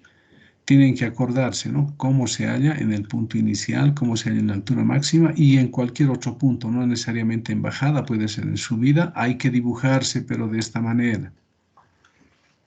Solo en la altura máxima vamos a tener esto, ¿no? Que la velocidad va a ser perpendicular a la aceleración de la gravedad. En los otros casos hay que descomponer la aceleración de la gravedad, ¿no? Ustedes han visto. Bien, entonces este es el ejemplo más simple, digamos, para el movimiento parabólico, ¿no? Pero lleva más tiempo hacerlo, ¿no? Bien. Ahora sí, ya combinado esto, ¿no? Nos aplican ya acá una combinación no solo de parabólicos, sino también derivadas e integrales. Pero estos problemas al final son también de física del pre, ¿no? Solamente que ahí les han pedido otra cosa. En este caso se les está pidiendo el radio de curvatura, ¿ya? Este problema 2 dice, ¿no? Un proyectil es disparado con una rapidez de 60 metros por segundo y un ángulo de 30 grados respecto del horizontal. Y debe hacer impacto, dice, sobre un globo que empieza a subir a partir del reposo con una aceleración a igual 18t, donde a está en metros sobre segundo al cuadrado y t en segundos. Ver la figura, dice, ¿no? Entonces esta figura es parte del enunciado. Pregunta, nos dicen, ¿cuál será el radio de curvatura del proyectil en el instante del impacto? Entonces, ¿qué necesitamos para el proyectil en el instante del impacto? Necesitamos conocer su velocidad en ese instante y el ángulo, ¿no?, que está formando ese vector velocidad, ¿no?, con la horizontal. Bien, entonces, como es un problema de dos cuerpos, tenemos que utilizar la ecuación de las posiciones, ¿no? Decir, la posición de uno es esto, la posición del otro es esto. Como van a chocar en el mismo punto, igualamos las posiciones finales, ¿no? Y de ahí podemos despejar tiempo, qué sé yo, o hallar la distancia a la cual van a chocar o el tiempo en el cual van a chocar, ¿no? Entonces, por eso que acá para el globo se empieza con su aceleración, ¿no? Necesitamos su vector posición, entonces vamos a recordar que la aceleración es la derivada de la velocidad con respecto del tiempo y eso es igual a 18t, ¿no? El globo está subiendo por si acaso en línea recta, ¿no? En el eje Y, en una sola dimensión estamos ya en el eje Y, ¿no? Entonces, esta es una ecuación diferencial que hay que resolver y está fácil, ¿no? Diferencial de t que está dividiendo pasa a multiplicar. Hemos separado función de t con su diferencial, aquí función de b que es 1 con su diferencial. Siguiente paso, integrar, ¿no? Al tiempo cero, ¿cuál es la velocidad del globo? Que dice, empieza a subir a partir del reposo, dice el globo, ¿no? Entonces su velocidad inicial es 0 y parte en el instante 0, ¿no? Para un tiempo posterior t, su velocidad es b, ¿no? Integramos b entre 0 y b, acá este t va a dar t al cuadrado sobre 2, ¿no? Entonces 18 entre 2 va a dar 9, nos da 9t cuadrado evaluado entre 0 y t. Reemplazamos límites superiores simplemente, ¿no? Con los inferiores nos va a dar 0 y resulta que la velocidad del globo mientras esté subiendo en cualquier instante es 9t cuadrado. Bien, pero ahí tengo la velocidad del globo que todavía no me va a servir. Ahora, ¿qué voy a hacer? Recuerdo que esta velocidad es la derivada de la posición con respecto del tiempo. Pero como estoy en el eje Y, anoto derivada de Y con respecto del tiempo. Y eso va a ser igual a 9t. Otra vez una ecuación diferencial que hay que resolver, que también es fácil, ¿no? Diferencial de t pasa a multiplicar. Ya están separados funciones con sus diferenciales. Siguiente paso, hay que integrar. Los límites. Al instante cero, el globo seguramente parte de tierra, ahí está nuestro nivel de referencia. Entonces, para t0 la posición es 0. Para un tiempo posterior t, la posición es y. Integramos, acaba de dar y entre 0 y y. Como aquí este cuadrado va a aumentar en 1, al cubo va a ser, ¿no? Y todo eso dividido entre 3. Entonces 9 entre 3 va a dar 3, el resultado es 3t al cubo, evaluado entre 0 y t. Cuando reemplazamos 0 nos va a dar 0. Entonces reemplazando y t nos da que la posición es y igual a 3t al cubo. Esta es la posición del globo y esta sería nuestra ecuación 1. La posición es lo que necesito, ¿no? Y para el proyectil, ahora planteamos su ecuación en el eje Y, pero no, en el eje Y. ¿Qué tendríamos? Y, su posición final va a ser igual a la velocidad inicial en el eje Y, pero no, para el proyectil. En el eje Y su velocidad inicial es v sub 0 seno de t. Como está en subida, menos 1 medio de gt. Listo. Tengo la posición del proyectil en el eje Y, a eso le llamo 2. Entonces, ¿qué va a ocurrir cuando el globo sea impactado por el proyectil? Van a estar a la misma altura, ¿no? El valor de Y va a ser el mismo para ambos. Entonces, ¿qué podemos hacer acá? Igualamos 1 y 2, ¿no? Entonces decimos igualando 1 y 2. Entonces 3t cubo viene acá y este otro, velocidad inicial seno de teta por t menos 1 medio de gt cuadrado viene acá. Ordenamos con respecto a la variable t, ¿no? ¿Por qué? Fíjense, ¿cuántas incógnitas tenemos? Solamente una, ¿no? Que es el tiempo. Aquí entre 1 y 2 había dos incógnitas, y y t, ¿no? Entonces acá hemos resuelto, ahora ordenamos, ¿no? 3t cubo, este 1 medio de gt cuadrado va a pasar a sumar y este otro va a pasar a restar, ¿no? Menos b sub 0 seno de t por t. Pero fíjense, todos los términos tienen t acá, ¿no? Entonces podemos dividir todo entre t, nos va a quedar 3t cuadrado menos 1 medio de gt menos b sub 0 seno de teta, igual a 0. Reemplazamos valores y nos queda esta ecuación, ¿no? 3t cuadrado más 4,9t menos 30 igual a 0. Acudimos a nuestra calculadora, un resultado va a dar positivo, el otro negativo.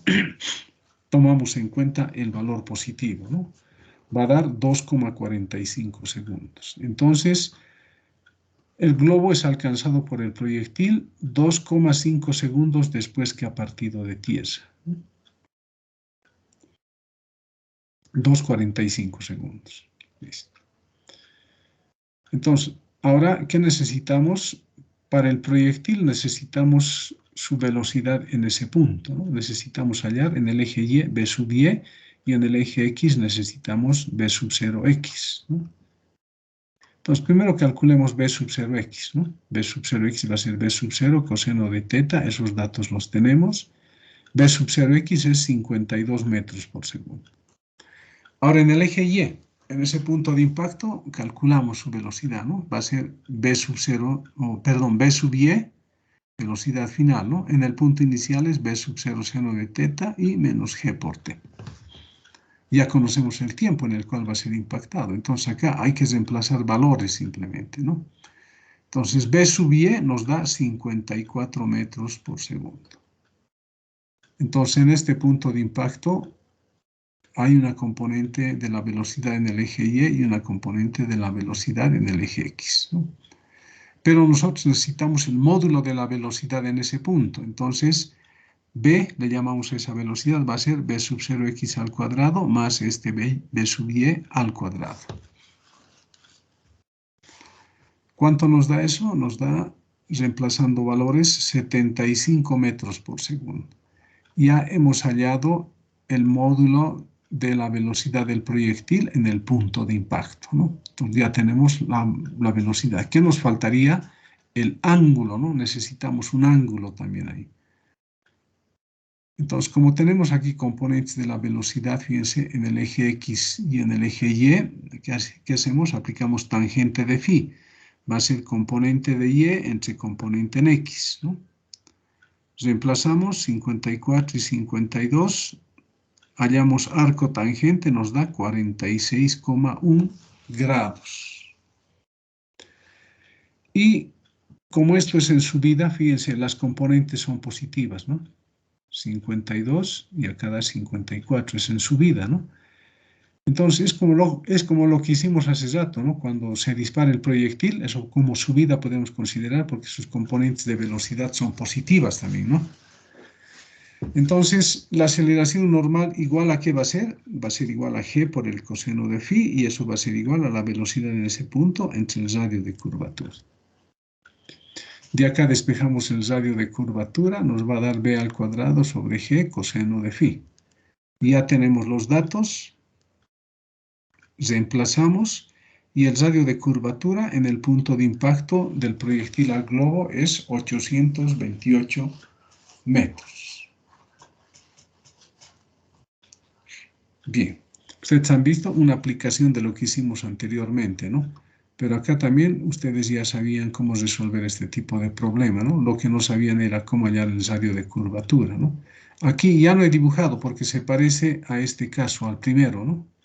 Lo que hice acá es válido en cualquier otro punto, no solamente que al principio el ángulo se conocía. En otro punto hay que hallar el ángulo y la velocidad y es lo que hicimos acá, ¿no? En esta parte, desde acá, hemos hallado esa velocidad y el ángulo. Ustedes podían haber dibujado. Ya no he dibujado acá porque estoy comparando con el problema anterior. Bien, otro ejemplo. Desde el punto O, dice aquí está el punto O, se dispara un proyectil con una rapidez v sub 0 y un ángulo de disparo θ 45 grados. Ver la figura, dice, ¿no? Ahora dice, si D es 754 metros, fíjense que hay una distancia de desde este punto hasta el punto A es 754 metros.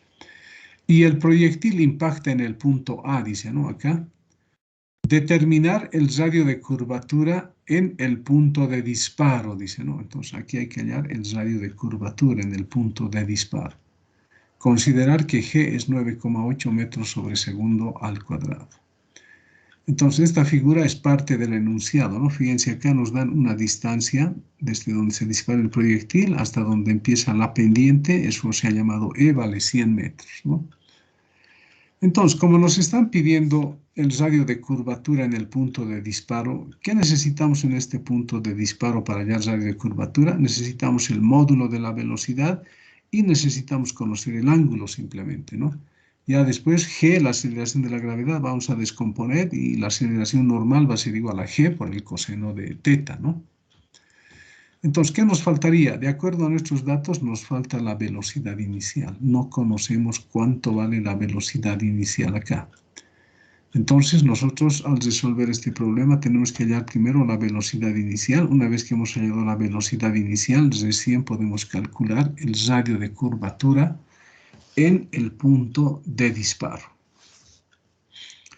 Entonces, hay que resolver. Este es nuestro esquema, ¿no?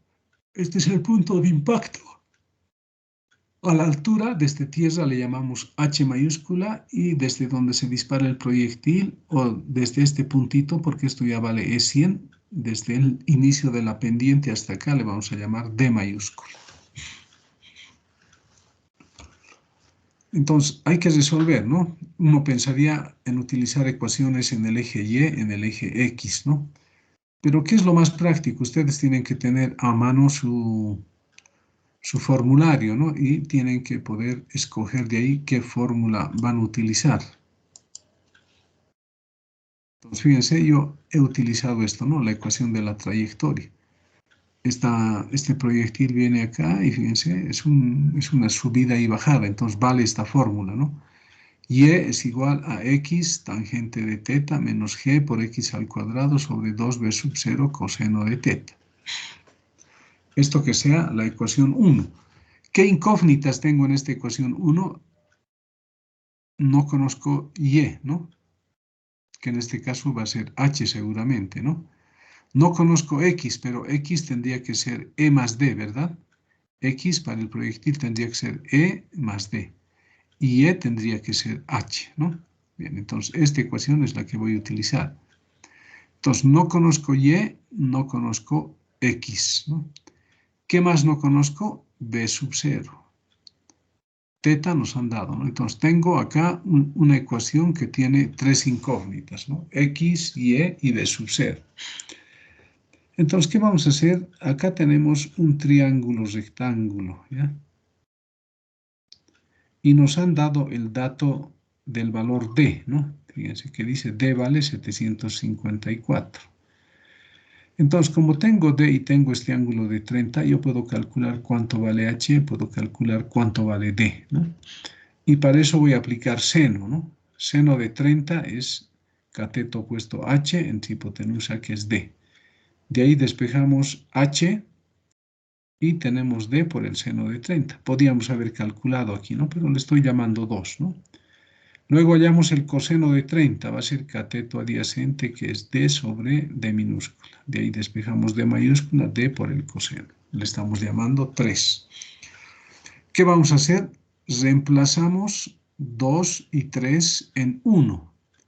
Pero antes de eso debería cambiar, ¿no? Esta era la ecuación general y para nuestro caso, ¿cuánto vale esto?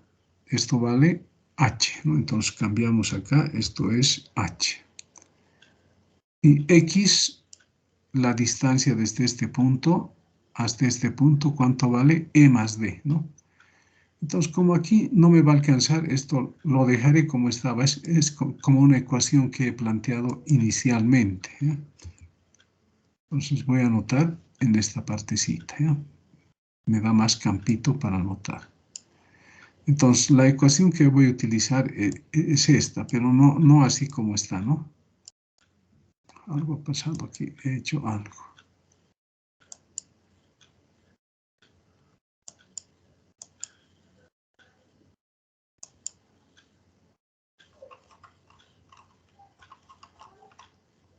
Aquí estoy otra vez, ¿ya? Bueno, no me está permitiendo hacer esto, borrar, ¿no?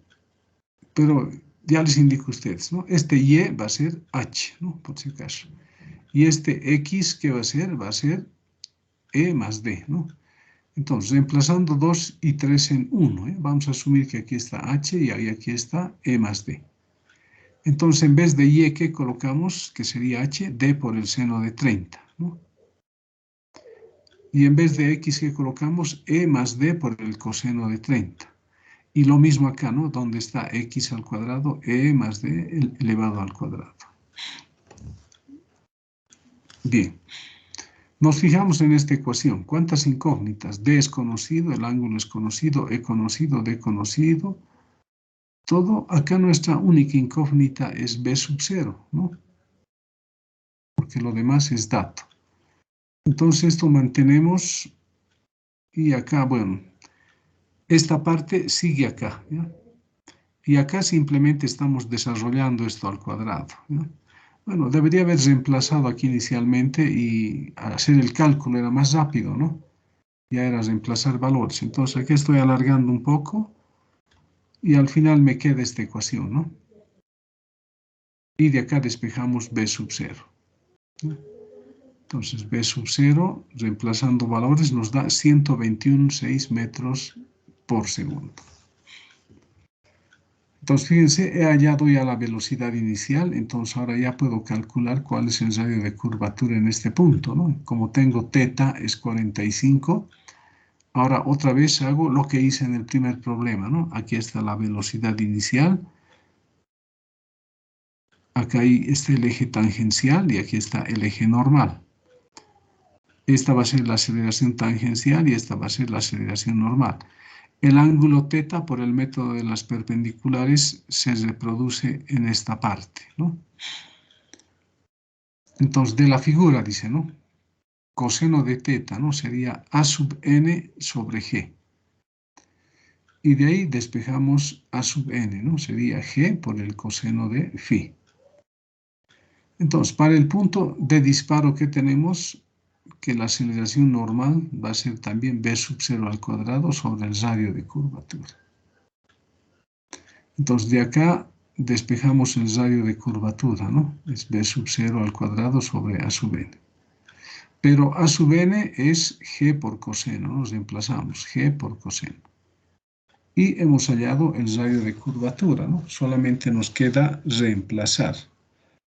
Reemplazamos y ρ nos da 2132,6 metros. Ustedes se habrán dado cuenta ya que no es difícil esto del radio de curvatura. En todo caso, aquí el problema sería resolver, ¿no? Para hallar esa velocidad B sub 0. Ahí es donde pueden tardar, ¿no? Bien, sigamos con otro. Dice, un obrero patea una roca horizontalmente desde el borde de una plataforma de 38,42 metros de altura, en dirección a una fosa de agua. Dice, si el obrero escucha el sonido del contacto con el agua 3 segundos después de patear la roca, dice, ¿cuál fue la velocidad inicial de la roca? Nos están pidiendo primero cuál es la velocidad inicial. Y luego nos dicen cuál será el radio de curvatura de la piedra al tocar el agua, dice. Además nos dicen, suponga que la velocidad del sonido en el aire es 343 metros por segundo. Entonces acá solamente es enunciado, no hay gráfico. Nosotros tenemos que tener el gráfico, tenemos que hacer nuestro esquema. Entonces dice, el obrero patea horizontalmente, ¿no? Desde el borde de una plataforma, ¿no? Puede ser un edificio también, ¿no? Que está a una altura de 38,42. Entonces acá una plataforma horizontal a una altura h del piso, ¿no? Pero dice que hay una fosa de agua, a una altura del nivel del agua tendría que ser, ¿no?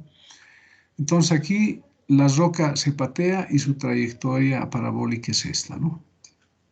Hasta ahí. Choca ahí, ¿no? Y va a entrar ahí con una velocidad v, ¿no? Entonces, acá necesitamos el radio de curvatura y para ello tenemos que conocer cuál es esta velocidad, ¿no? Y nos están pidiendo, ¿no? ¿Cuál fue la velocidad inicial de la roca? También nos están pidiendo v sub 0x y luego hay que calcular v para hallar el radio de curvatura. Pero ahora hay que ver, ¿no? Fíjense, ¿qué dice? Si el obrero dice, escuche el sonido del contacto con el agua 3 segundos después de patear la roca. Él patea la roca, está pasando un tiempo, ¿no? La roca toca el agua, se produce el sonido, ¿no? Y ese sonido viaja en línea recta hacia el que ha pateado, ¿no? Y dice que le llega ese sonido después de 3 segundos de patear la roca. O sea, después de 3 segundos. O sea, de acá en movimiento parabólico ha pasado un tiempo, más lo que viaja el sonido acá, ese total es 3 segundos. ¿Sí? Entonces, empezamos en el eje Y, ¿no? Tenemos que hallar la velocidad inicial de la roca. Como nos han dado una altura y la velocidad inicial en el eje Y es 0, entonces empezamos en el eje Y podríamos hallar el tiempo que tarda en recorrer la partícula esta trayectoria parabólica. Una vez que conocemos ese tiempo, podemos calcular cuánto vale v sub 0x, ¿no? Claro, obviamente conociendo x. Entonces empezamos en el eje Y. Hay una única ecuación, ¿no? Hacia abajo sería la trayectoria. H tendríamos, ¿no? Velocidad inicial 0 más un medio de gt cuadrado. De acá despejamos t, 2 pasa a multiplicar y g a dividir, raíz de 2hg sería. Entonces, 2,8 segundos sería el tiempo de acá hasta acá, ¿no? 2,8 segundos. Ahora, para el sonido hacemos, ¿no? El sonido ha de viajar esta distancia d, ¿no? Fíjense, esa distancia d. Ahí está d, como esa velocidad constante, el sonido viaja a velocidad constante. Va a ser su velocidad por el tiempo, ¿no? Pero ¿qué tiempo va a tardar? Esos 3 segundos que nos han dicho del total menos este del movimiento parabólico, ¿no? Entonces sería t total menos t. Y tenemos todos esos datos, ¿no? V sub s, ¿cuánto vale? 3,43. El tiempo total es 3 y el que hemos encontrado es 2,28, ¿no? Entonces, la distancia b vale 68,6 metros, ¿no? Entonces, hemos hallado d. Ahora, fíjense, este tiempo t total menos el t de la piedra es el tiempo que tarda el sonido en ir de acá hasta este punto, ¿no? Y eso nos daría, ¿cuánto? 3 menos 2, 8, 0,2, ¿no? Rápido ya. Bien, ya tenemos d y tenemos t. Como tenemos d, podemos hallar seguramente x y con x vamos a hallar v sub 0x, ¿no? Entonces, de la figura dice, acá hay un triángulo rectángulo, ¿no? HXD. D al cuadrado es igual a x al cuadrado más h al cuadrado, ¿no? Y de ahí despejamos x, ¿no? Va a ser raíz cuadrada de d cuadrado menos h cuadrado. Reemplazamos valores, tenemos todos los datos y resulta que x vale 56,8. Entonces ahora volvemos a la roca en el eje x, su velocidad es constante, tenemos que averiguar cuánto vale. Entonces v sub 0x va a ser x entre t, ¿no? Y tenemos justamente x y hemos calculado el tiempo t, ¿no? Entonces sería v sub 0, 56,8 entre 2,8. Resultado, velocidad inicial, 20,3 metros por segundo. Esa sería la velocidad de la piedra en el instante que la patea, ¿no? Bien, ahora queremos la velocidad en este punto acá, v. Esa velocidad tiene componente en el eje x, que es v sub 0x, ¿no? Necesitamos entonces su componente en el eje y. Velocidad inicial en el eje y es 0 y acá sí hay una velocidad en el eje y. Entonces, ¿qué hacemos? Utilizamos esta fórmula simple, ¿no? V sub y es igual a g por t. Porque la velocidad inicial en el eje Y es 0, ¿no? Entonces, está fácil esto de resolver. Reemplazamos valores y B sub Y es 27,4 metros por segundo. Entonces, como ya tenemos B sub Y y B sub X, hallamos la velocidad en módulo en ese punto, ¿no? Cuando toca o cuando impacta en el agua. Por Pitágoras, B vale 34,1 metros por segundo. Bien, ya tenemos la velocidad de la roca cuando es pateada y la velocidad de la roca cuando va a impactar en el agua. Ahora dibujamos, fíjense, ¿no? Como está en bajada, aquí está el eje tangencial, ¿no? Y ahí está la velocidad B. El eje normal perpendicular al eje tangencial, ¿no? Y ahí va a estar a sub n, componente de G, ¿no? G va a estar hacia abajo siempre, ¿no? Entonces su componente a sub t, su componente a sub n. La velocidad también la hemos descompuesto, ¿no? Una velocidad B sub 0x y B sub 0y. ¿Qué necesitamos? Este ángulo phi, ¿no? Con el eje horizontal.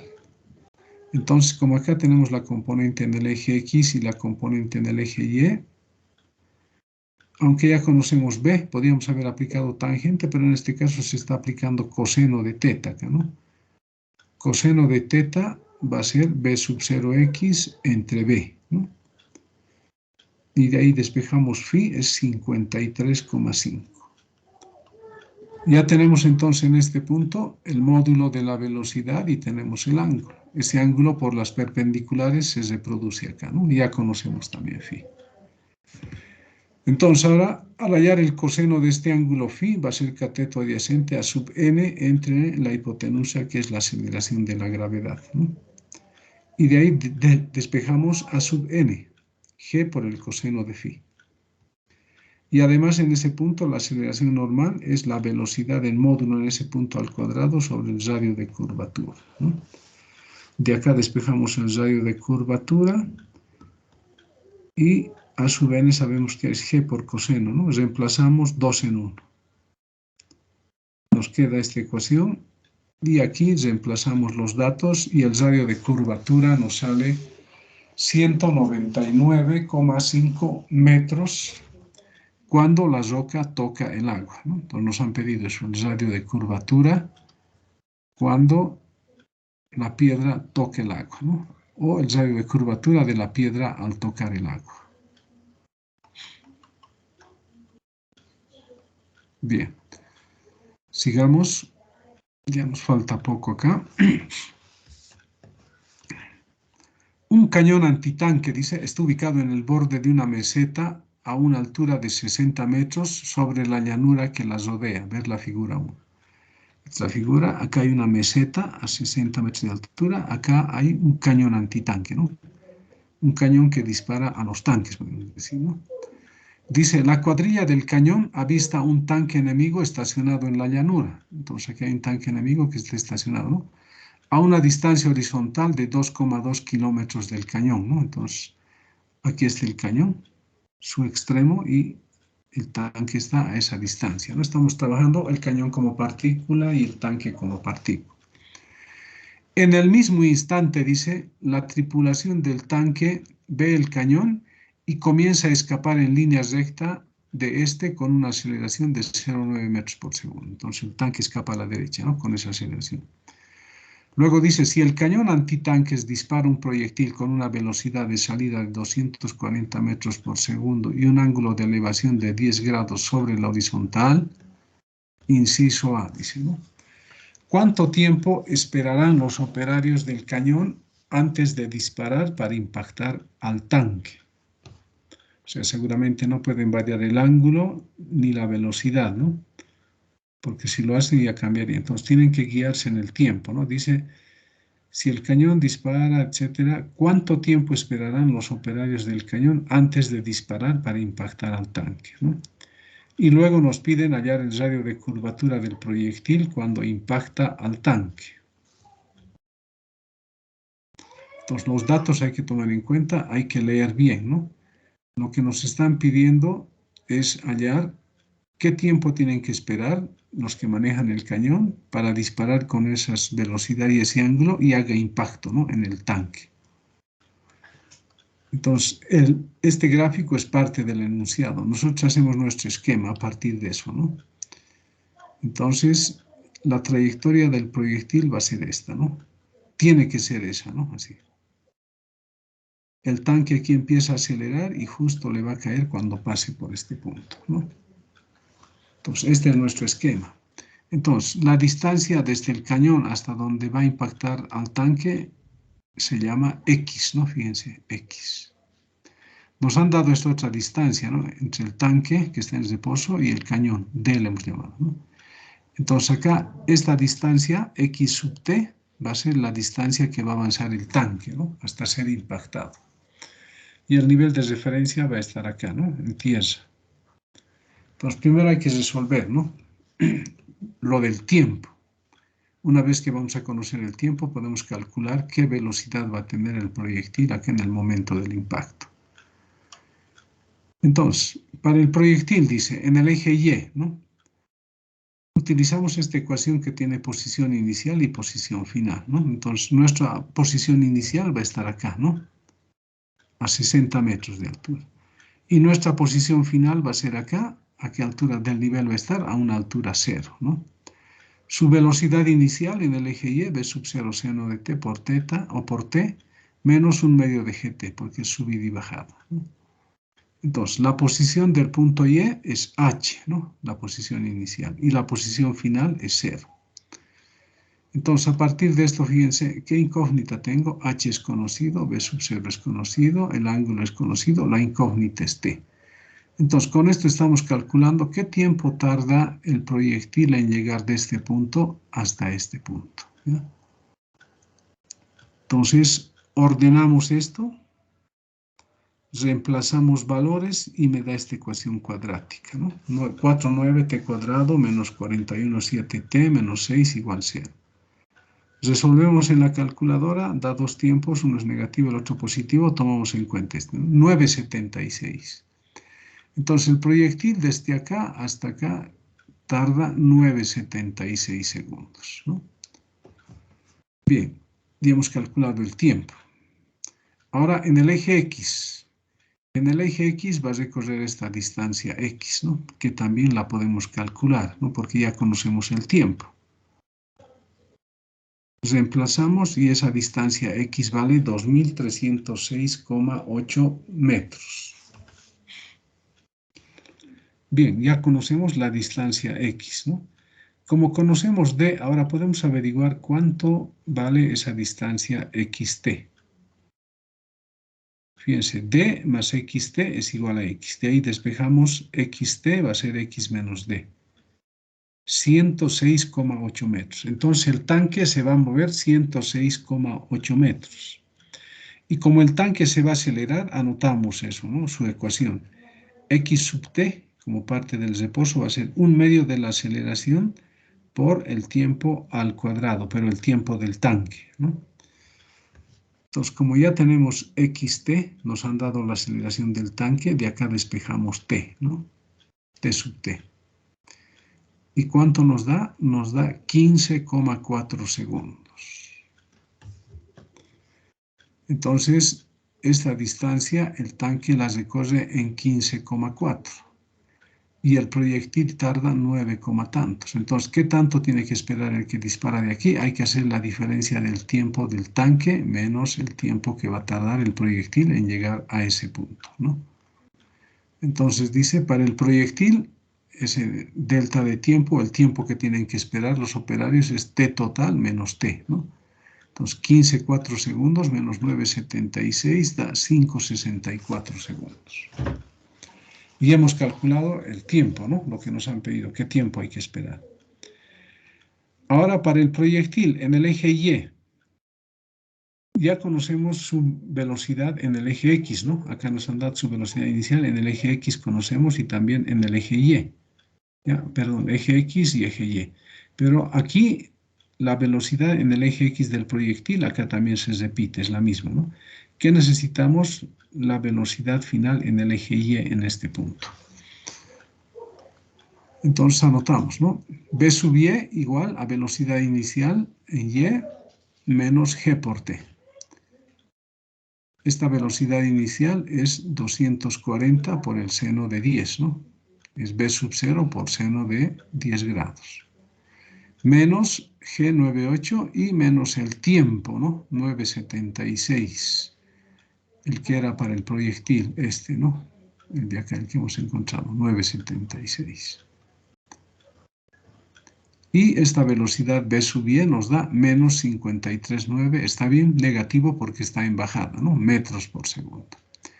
Y en el eje X calculamos la velocidad. No la conocemos, tenemos los datos, calculamos, es 236,4 metros por segundo.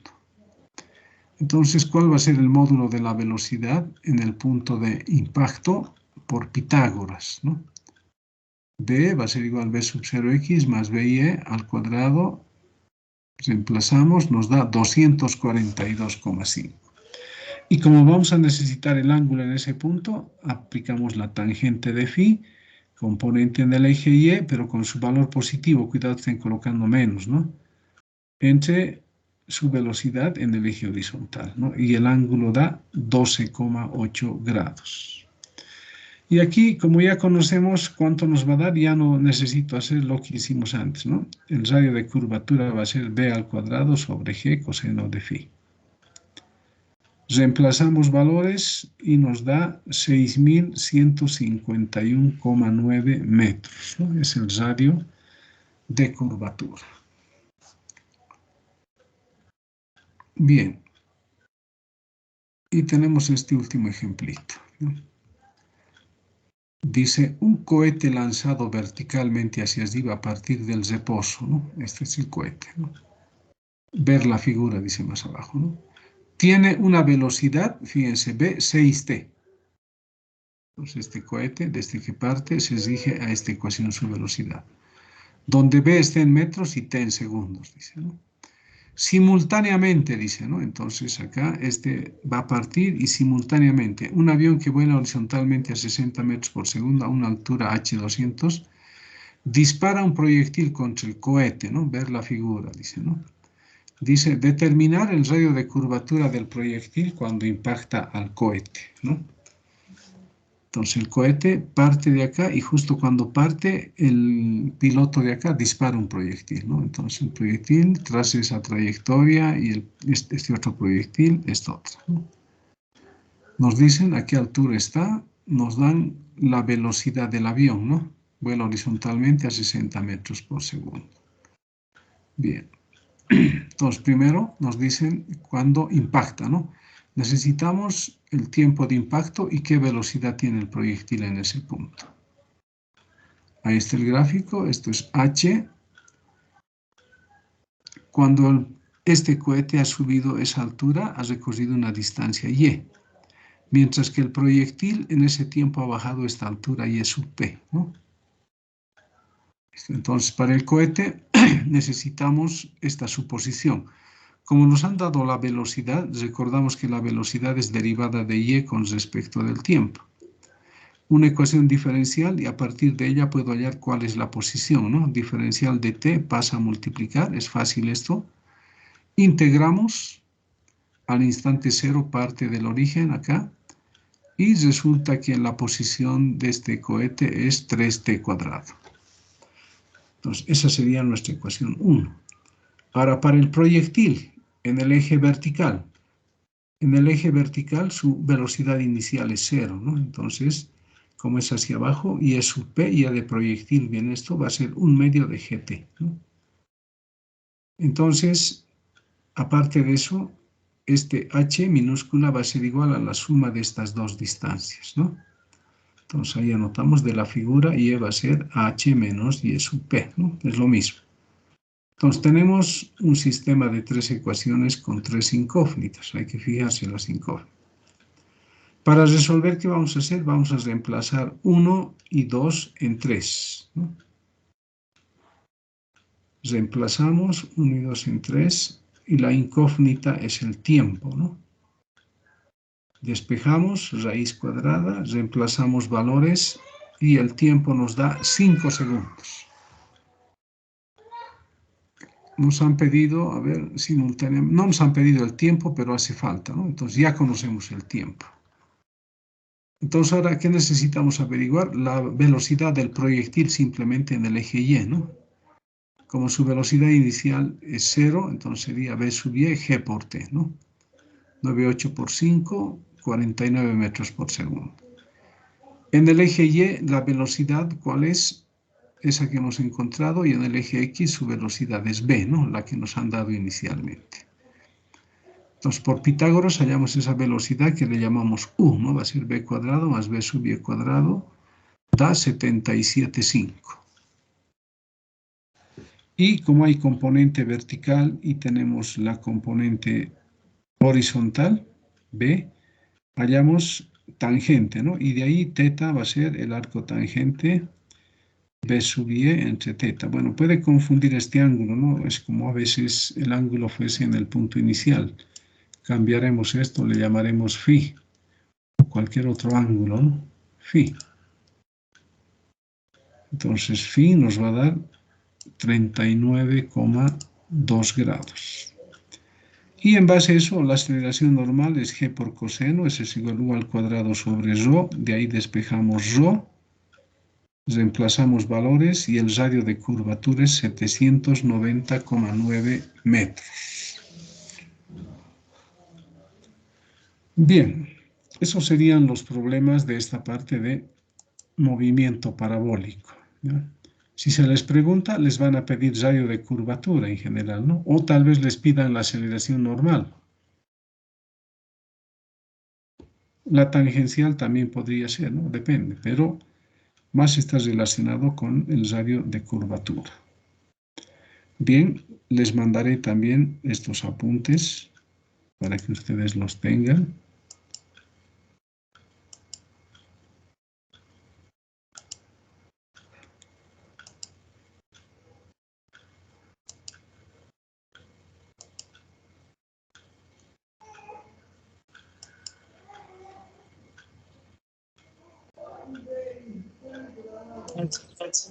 Disculpe, Sí, en la parte del final también hay que cambiar el ángulo tita por el que puso usted.